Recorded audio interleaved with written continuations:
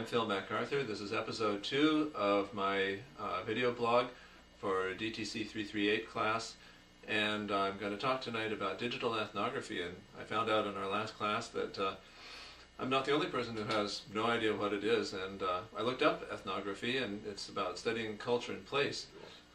And to think about our class last week when we were video conferencing, and it was really one of my first experiences with it.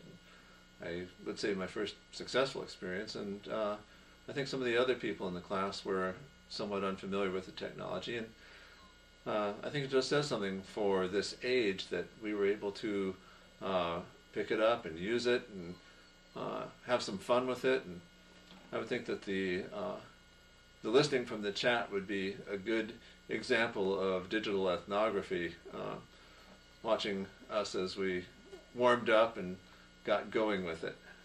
And I'm going to be talking about a presentation that I did last Tuesday on mini real-time digital ethnographic studies, and isn't that a mouthful? Ethnographic studies, of course, are studies that look at cultures from that culture's particular point of view.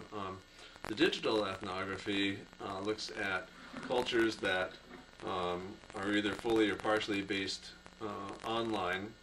The one that I looked at, the Occupy movement, particularly Occupy Vancouver, has both a online and a face-to-face component, and so I looked at both parts of that. The real-time aspect, these events are happening in real time.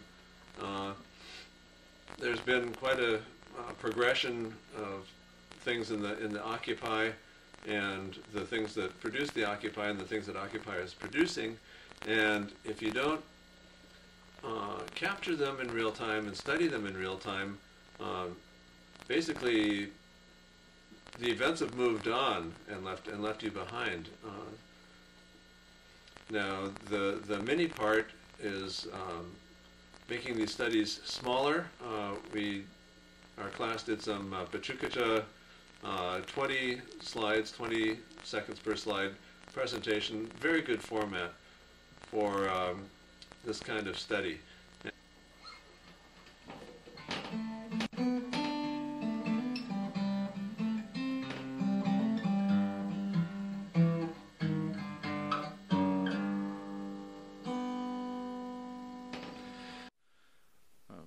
I'm talking about social media and what it means to me, what I hope to do with it, and so far it doesn't mean a whole lot because I've poked around on Facebook and Twitter and LinkedIn, and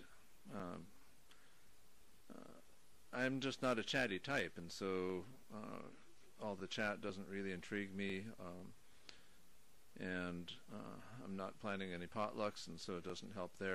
Hi, I'm Phil MacArthur, and this is the final edition of my DTC338 video blog. In my first blog, I was wondering how I could use social networking to further my studies, and I've come up with an answer, but it's more of a start than a finish. When you use social networking and internet tools to further your learning, most of the responsibility is put back on you.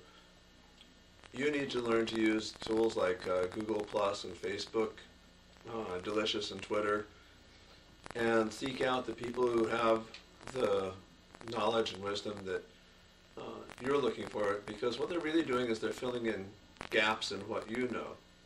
And then in turn, you wind up helping to fill in gaps that they know. And it is up to you to determine your level of participation, the amount of time that you're going to spend on this, and the lines between teacher and student become totally blurred. It's a new way of learning, and it requires a fair amount of unlearning.